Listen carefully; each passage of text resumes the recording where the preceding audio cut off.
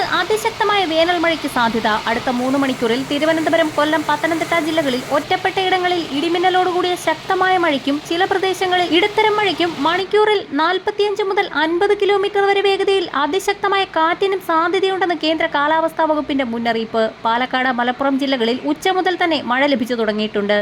കൂടാതെ എറണാകുളം, തൃശൂർ, പാലക്കാട്, മലപ്പുറം ജില്ലകളിൽ ഇന്ന് കേന്ദ്ര കാലാവസ്ഥാ വകുപ്പ് ശക്തമായ മഴ മുന്നറിയിപ്പായ യെല്ലോ അലർട്ട് പ്രഖ്യാപിച്ചു. കഴിഞ്ഞ ദിവസങ്ങളിലെ പോലെ കണ്ണൂർ മുതൽ തെക്കോട്ടുള്ള ജില്ലകളിലാണ് കൂടുതൽ മഴ ലഭിക്കുക. കാസർഗോഡ് ജില്ലയിൽ കാഞ്ഞങ്ങാട് വരെയും മഴ ലഭിക്കാം. കേരളത്തിൽ മധ്യ തെക്കൻ ജില്ലകളിൽ 1 മണിക്കൂറിലധികം നീണ്ടു നിൽക്കുന്ന ഇടിമിന്നലോട് കൂടിയ മഴ പലയിടങ്ങളിലായി ലഭിക്കും.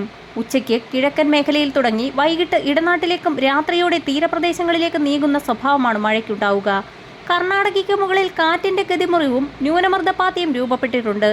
ഇത് കർണാടകയിലും വടക്കൻ കേരളത്തിൽ ചിലയിടങ്ങളിലും മഴ നൽകാൻ കാരണമായേക്കും. സംസ്ഥാനത്ത് വരുന്ന 5 ദിവസം ഇടിമിന്നലോട് കൂടിയ ശക്തമായ മഴയ്ക്കാണ് സാധ്യത പ്രവചിച്ചിട്ടുള്ളത്. തെക്കൻ കേരളത്തിൽ കാറ്റിന്റെ അഭിസരണത്തിനൊപ്പം തെക്കൻ തമിഴ്നാട് മുതൽ കന്യാകുമാരി കടൽ വരെ നീളുന്ന മറ്റൊരു ന്യൂനമർദ്ദപാതയും രൂപപ്പെട്ടിട്ടുണ്ട്. കനത്ത മഴയിൽ സംസ്ഥാനത്തുടനീളം വ്യാപക നാശനഷ്ടം രേഖപ്പെടുത്തി. അതേസമയം തൃശൂരിൽ ഇന്നലെ ഫോം റെയിൻ റിപ്പോർട്ട് ചെയ്തു. പദമഴ പെയ്തത് അമ്മാടം, കോടന്നൂർ മേഖലകളിലാണ്. ചെറിയ ചാറ്റൽ മഴയ്ക്കൊപ്പം പാറിപ്പറന്ന് പതയെത്തിയപ്പോൾ എന്താണ് സംഭവിക്കുന്നതെന്ന് പലർക്കും മനസ്സിലാക്കാൻ കഴിഞ്ഞില്ല. കുട്ടികൾ പത കയ്യിലെടുത്ത് കളിക്കുകയും ചെയ്തു.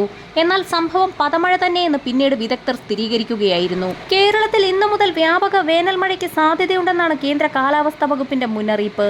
മഴയ്ക്കൊപ്പം ഇടിമിന്നലിനും അതിശക്തമായ കാറ്റിനും സാധ്യതയുള്ളതിനാൽ പൊതുജനങ്ങൾ ജാഗ്രത പാലിക്കണമെന്ന് മുന്നറിയിപ്പിൽ വ്യക്തമാക്കുന്നു. കാലാവസ്ഥാ മുന്നറിയിപ്പുകൾ ആദ്യം തന്നെ ലഭിക്കുന്നതിനായി ചാനൽ സബ്സ്ക്രൈബ് ചെയ്യാൻ മറക്കാതിരിക്കുക.